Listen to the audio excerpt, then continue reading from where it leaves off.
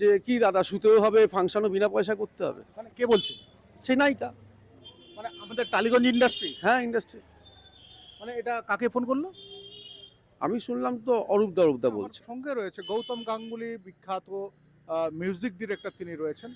তিনি না যখনই তৃণমূল এলো ক্ষমতায় 2011-তে, তারপর তিনি আস্তে আস্তে বাজার থেকে হারিয়ে গেলেন। যার সুরে কুমার শানু থেকে আরম্ভ করে, অমিত কুমার থেকে আরম্ভ করে অনেকেই গান গেয়েছিলেন। বলছি হারিয়ে গেলেন, এটার মূল কারণটা কি? হারিয়ে গেলাম মানে যেটা হচ্ছে ইন্ডাস্ট্রিতে যে সিন্ডিকেট চলে এলো তৃণমূল আসার পর, হ্যাঁ। সেই সিন্ডিকেটের মানে সিন্ডিকেট যেভাবে পরিচালনা করলো সেখানে যেহেতু সিন্ডিকেটে আমি সাপোর্টিভ ছিলাম না, সেই জন্য হারিয়ে গেলাম, কাজ দিল না। সিন্ডিকেট বলতে? সিন্ডিকেট ওদের লবিতে করতে হবে, তৃণমূল লবিতে থাকতে হবে। এবার সবার তো পছন্দ এক হতে পারে না। হ্যাঁ। তো এবার সেই জন্য সিন্ডিকেটের ছবি হল থেকে নামিয়ে দিচ্ছে, পোস্টার ছিঁড়ে দিচ্ছে, গান চালাতে দিচ্ছে না। কত রকম অভিযোগ করবো বলুন। মূলত এটা কারা চালাতো? ওদের ইন্ডাস্ট্রিতে কিছু ওদের লোক ছিল, ভেঙ্কটেশ ফিল্মস এবং ধনুকা, এদের কিছু লোক ছিল, ধামাধরা লোক ছিল। মানে এরা এরা কার ছত্রছায়ায় চলতো? ভেঙ্কটেশের ছত্রছায়া চলতো, ভেঙ্কটেশ আবার স্বরূপ বিশ্বাসের ছত্রছায়া চলতো।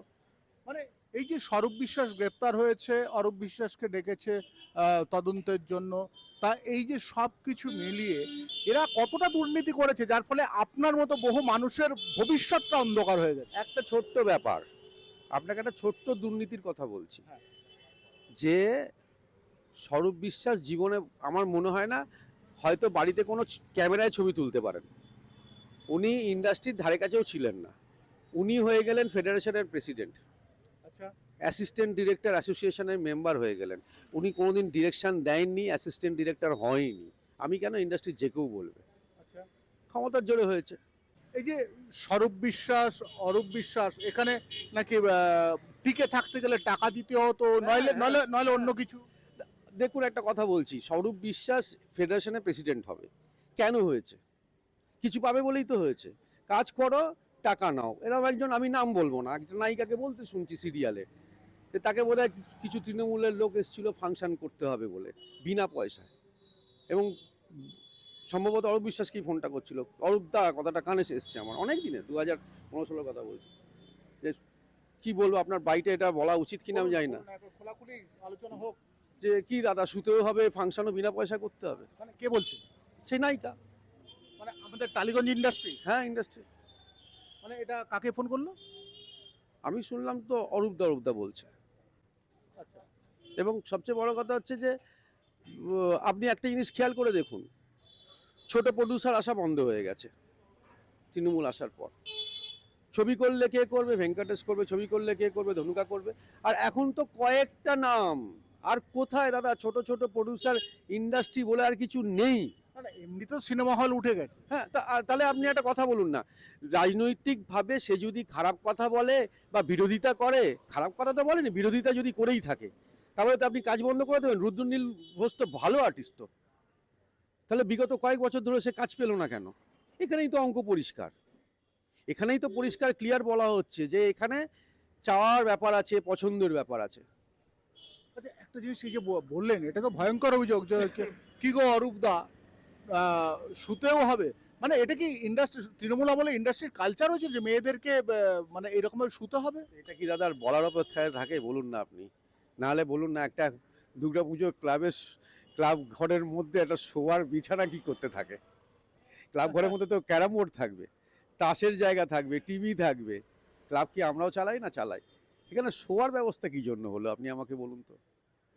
এটা এটা এটা কিন্তু দারুণ কথা বললেন, তবে এটা বেশ মুচমুচে লাগে না যে ক্লাব ঘরে কন্ডোম, ক্লাব ঘরে শোয়ার ঘর, এসি, পাশ বালিশ, দুটো বালিশ এইসব থাকে। মানে মানে ওটা এখানে সব জিনিসে, এবং সবচেয়ে বড় কথা তো যেটা দেখছি, যে ম্যাক্সিমাম তৃণমূলের নেতাদের একটা যেটা দেখছি যে নারী সঙ্গটা ম্যান্ডেটরি হয়ে গেছিল। নারী সঙ্গ উপরন্তু কন্ডোম রাখা, আর কন্ডোম বিষয়ে ওরা খুব সচেতন, যেমন সায়নী ঘোষ। আমি তো করেছি, সামনে পেলে ওনাকে তুলোধনা করব, তাতে আমার যদি অ্যারেস্ট হই অ্যারেস্ট হব। আমি আমি আমি ব্রাহ্মণের ঘরের ছেলে, আমি হিন্দু, আমি বাঙালি। সেখানে এই কথাটা, ওই যে ছবিটা শিবলিঙ্গের ওপর কন্ডম পরাচ্ছে, কতটা দুঃসাহস, পশ্চিমবাংলা বলে বেঁচে গেছে। আর একটা কবিও ছিল না কন্ডম নিয়ে? হ্যাঁ হ্যাঁ, বললাম তো পশ্চিমবাংলা বলে ওদের সরকার ছিল বলে বেঁচে গেছে। এটা যদি ইউপিতে হতো ওর জেল হয়ে যেত সারা জীবনের জন্য। এটা কেউ করে? আমার এখন সন্দেহ হয়, সত্যি বাঙালি, সত্যি ঘোষ বংশের মেয়ে? আমার খুব সন্দেহ এই জায়গাটা। কি করে পারলে? হতে পারে তুমি আস্তিক, হতে পারে তুমি নাস্তিক, এটা তোমার যে যার বিষয়। আমি খারাপও করেছে ভালোটাও বলবো। মমতা ব্যানার্জির একটা কথা আমার সবসময় ভালো লাগে, যে ধর্ম যে যার, উৎসব সবার, কথাটা কিন্তু খারাপ নয়। আপনার ধরুন কারুর 25শে ডিসেম্বর আমরা বাঙালিরা হই হই করে পালন করি, আমাদের তো কোনো কানেকশন নেই জিসাস ক্রাইস্টের সঙ্গে, আমাদের ধর্মের কোনো কানেকশন নেই, কিন্তু আমরা করি তো। বা আমাদের এখানে অনেক মুসলিম বন্ধু বান্ধব আছে, ঈদেতে ওরা আমার শুভেচ্ছা পাঠায়, আমরাও শুভেচ্ছা পাঠাই, অনেক সময় বাড়িতে সিমুই পাঠায়, আমরা খাই। বা দুর্গাপুজোর সময় খুব ক্লোজ বন্ধু বান্ধব মুসলিম, তাদেরকেও আমরা মিষ্টি দিই। সেটা তো ধর্ম যে যার ব্যাপার, উৎসব তো সবাই, আমরা উৎসবে ভালো থাকবো, এটা খুব ভালো কথা। তা বলে ধর্মটাকে এরকম করবো? কোথায় মমতা ব্যানার্জি তখন সায়নী ঘোষের কানটা কেন ধরলেন না? উল্টে তাকে পুরস্কার দিলেন কি না, রাজ্য লোকসভার ক্যান্ডিডেট করলেন। একজন বাঙালি মেয়ে, সে শিবলিঙ্গের ওপর কন্ডম পরাচ্ছে, এটা মানা যায়? একেবারে শেষে চলে আসি। শেষটা হচ্ছে গৌতম দার সঙ্গে কথা বললাম, গৌতম দার ভেতরের ক্ষোভটা কিছু জানালেন, তার সঙ্গে কিন্তু গৌতম দা একটা সুন্দর কথা বললেন। অরূপদাকে বলছে যে শুতেও হবে আবার বিনা পয়সায় প্রোগ্রাম, ভাবা যায়? তাহলে মহিলাদের, একজন মহিলা মুখ্যমন্ত্রী ছিলেন, এ রাজ্যে ধর্ষণের পর ধর্ষণ হয়েছে, সেগুলো ছোট ঘটনা। আর সব থেকে তুচ্ছ ঘটনা হচ্ছে সিনেমায় বিভিন্ন প্রেশার খাটিয়ে মেয়েদের নাকি বিছানায় যেতে বাধ্য করতো। আমি শঙ্কর রয়েছে আপনাদের সঙ্গে, ইন্ডিয়া নিউজ 24, দেখতে থাকুন।